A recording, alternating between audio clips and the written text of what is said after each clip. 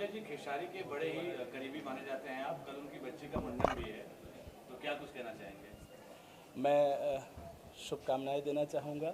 और ये जीवन का रस्म है, मुंडन का एक रस्म होता है। जब बच्चा पैदा होता है तो पहली बार उसका बाल काटा जाता है और ये बड़ी धूमधाम से मनाया जाता है। हम लोगों की तरफ तो बहुत हर्षोल्लास के साथ मनाया जाता है बल्कि कुछ क्षेत्रों में तो ऐसा भी होता है कि उसको जितना शादियों में खर्च किया जाता है, जितना ताम झाम शादियों में रखा जाता है, उतने मुंडन में भी रखा जाता है। उपनयन संस्कार भी होता है, उसमें भी ऐसे ही खर्च करते हैं लोग, ऐसे ही हर्षोल्लास के साथ मनाते हैं। मेरी हार्दिक शुभकामनाएं हैं बच्चे के साथ, मेरे भतीजे के साथ। और खेसारी जी के नाम को, जितना खेसारी जी ने अपने पिताजी के नाम को रोशन किया है, उससे ज़्यादा खेसारी जी के नाम को रोशन करेगा मेरा भतीजा।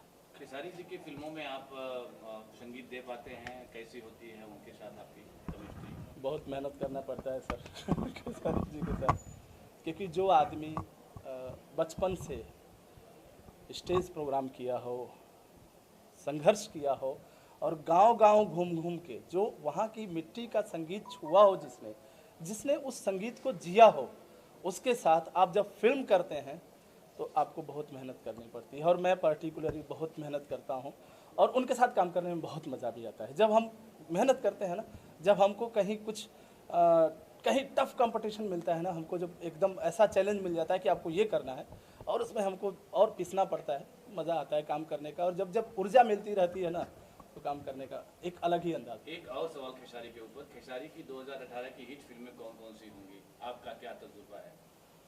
सर मैं तो ये मानता हूँ कि सिर्फ खेसारी जी की नहीं, भोजपुरी इंडस्ट्री की जितनी भी फिल्में भोजपुरी की 2018 में रिलीज़ होंगी, वो मैं परमात्मा से प्रार्थना करता हूँ कि सारी हिट हों, सबका रोजी रोटी चले, हमारी संस्कृति फले फूले, हमारा कल्चर हिंदुस्तान नहीं बल्कि विश्व में प्रसिद्ध हो, हमारी भाषा को लोग समझें।